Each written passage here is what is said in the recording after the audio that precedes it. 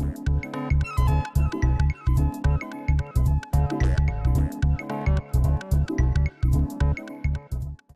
morning. Well, 12 years ago, I accepted a job at a women's medium maximum security prison in Canada. And if you knew me 12 years ago, you'd know that the only experience I had with prison, or jail for that matter, would have been a Monopoly game. In fact, I could have been the spokesperson for the So Incredibly Naive It's Painful campaign. But prison for me became the place where I learned the true meaning of community, where I found community, and where I eventually lost my community. When I was working in the prison one day, I was clocking out after a long day working in the gardens, and a woman that I had grown quite close to during my time there, Em, was standing at the front gate, and she was very angry. She was as angry as a hornet in a box. And Em had spent 15 years in prison, from age 22 to 37. So almost all of her adult life, she'd been told what to do, when to do it, how to do it. Everything was regulated, right from the amount of clothing items she owned, which was 60 items. Socks count as 2. And she was getting ready to leave the prison, getting ready to be paroled. And that parole process in Canadian prisons meant going home, regular visits to her family, to get her used to not being so regulated in her real life. Well, that particular night, she was angry because her ride had not shown up, which would mean another month before she would be allowed to go home. And she turned to me and she said, "Julia, please, please, please, will you take me home tonight?" It was like looking directly into the sun. How could I say no? So I went into the warden's office, got my instructions. If Em pulls a knife out, she pulls a gun out, if she decides to run, if she even has a drink, call 911 and get out of there. Simple, right? So Em and I took off for a ride home to her family, which was about an hour away from the prison, and we stopped at the gas station to get gas, and I let her get out and pump the gas, and while she was getting gas, I called my husband and said, "I'm going to be a little late to dinner tonight, honey." So just to give you an idea what he was feeling, Em had shot her husband in the face with a hunting rifle in a crowded bar. We made it safely to her home, had a lovely dinner with her family where her mother cooked overcooked carrots, just like my mom does.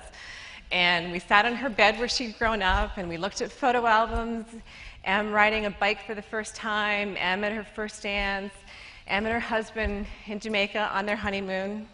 Surreal experience, obviously. At the end of the evening, Em called her friends, and her mother and I went and sat on the front porch. And the first thing her mom said to me was, "I'm so thankful. We have so much to be grateful for." And there it was for me.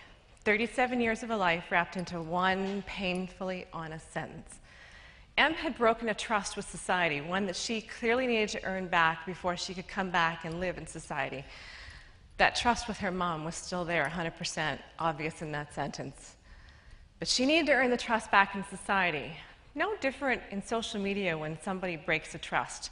We've all seen people have arguments that turn into flame wars, or brands that let rogue tweets rip, and then, like Chrysler and Red Cross. Well, where does redemption live in social media? Because there's no prison in social media, right? Well, in social media, redemption is an active verb. Whether or not it is in prison, I'm going to leave that for you to decide. But in social media, it's active. Somebody has to be here looking for forgiveness, and somebody has to be over here willing to listen to that, willing to accept it, willing to forgive. We all know that negativity online is a virus when it takes hold, but the choice is always ours.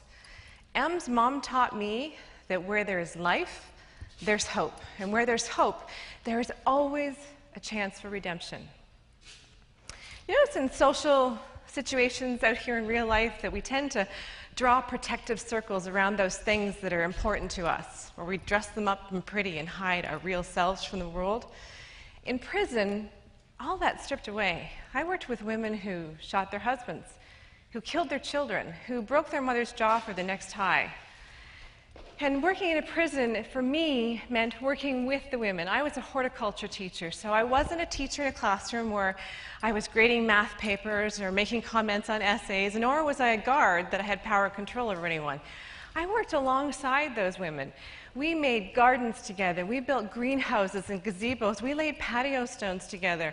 We shared our stories and our sweat when I worked there.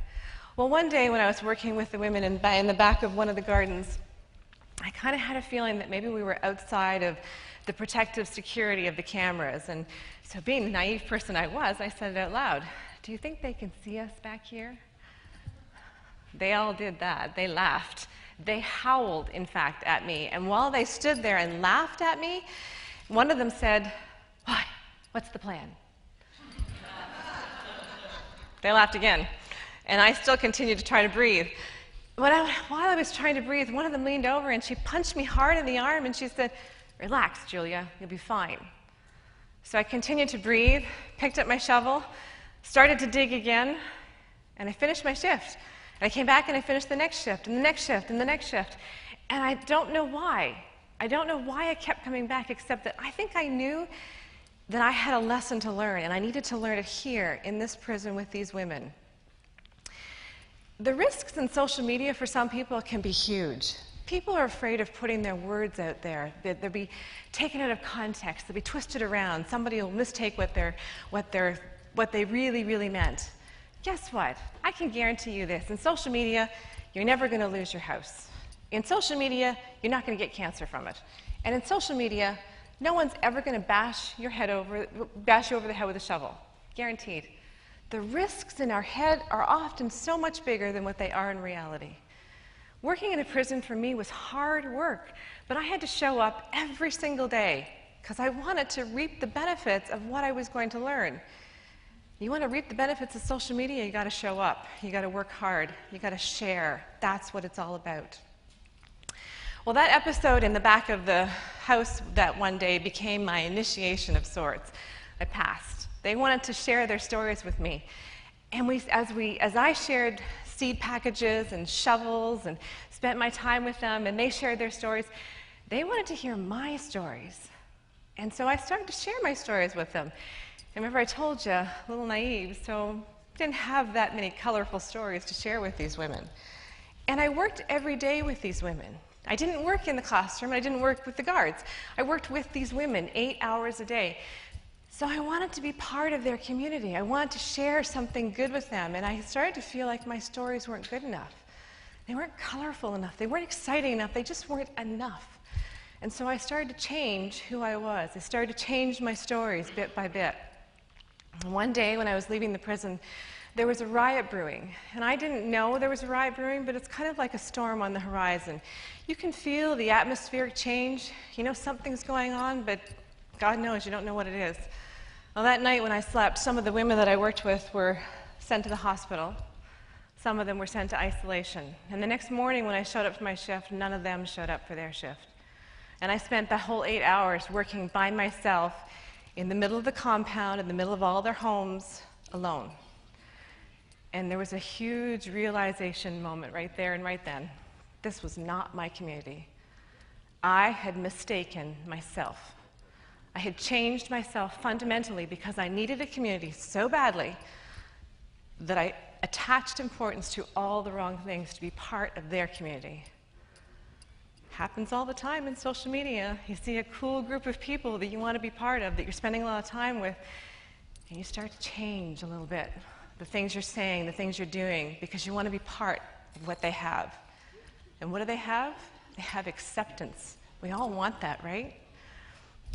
Well, a couple of years ago, a friend of mine, James, was working in Haiti at Port-au-Prince at the UN. He was on Facebook at the time of the earthquake. It took them 11 days to find his body. Very shortly after that, a very good friend of mine lost her 2-year-old son to cancer a month after he was diagnosed. My social media stream became a long, drawn-out song of grief. And you know what? It wasn't all the cool people that I had wanted to be part of that were there to accept and support me. It wasn't the thousands of people that follow me on Twitter because they want to reach the clout score. It was the people that I connect with on a daily basis, my friends, people that I invested relationships with. Those people understood this is the place where Julia does business, where she services your clients, but Julia is also a real person with real feelings and emotions and needs, and they were there to accept and support that. For me, the parallels between social media and prison are really strong because I work in both spaces. There's no privacy in either one. There's no time to mince words. And every conversation you have has the potential to be a head-on collision or a hug. Am I at the end already? Wow! I've been talking. Do I have like just 1 minute? Because I want to share my lessons. Go ahead. 1 minute. Give her 1 minute on the clock. I said I would never do that, but I'm going to do it. Aw, thank you. So I'm going to share 3 quick lessons with you that I learned in prison that I use on social media. The first one is, be yourself. Your authenticity is the only currency you have in this life. Awesome. Number 2, your voice is stronger than you think it is. Whether you have 10 followers or 10,000 followers, your message is important because it's your message. Number 3, whether you keep it here, tightly hidden, or whether you share it with the world, your weirdness is as beautiful and profound as my weirdness. And keeping that weirdness intact is important. We are all good enough the way we are. So prison for me was my Wizard of Oz moment, and I just want to leave you with one quote from Judy Garland. Always, always, always be a first-rate version of yourself, because a second-rate version of someone else is not good enough. Thank you. Thank you.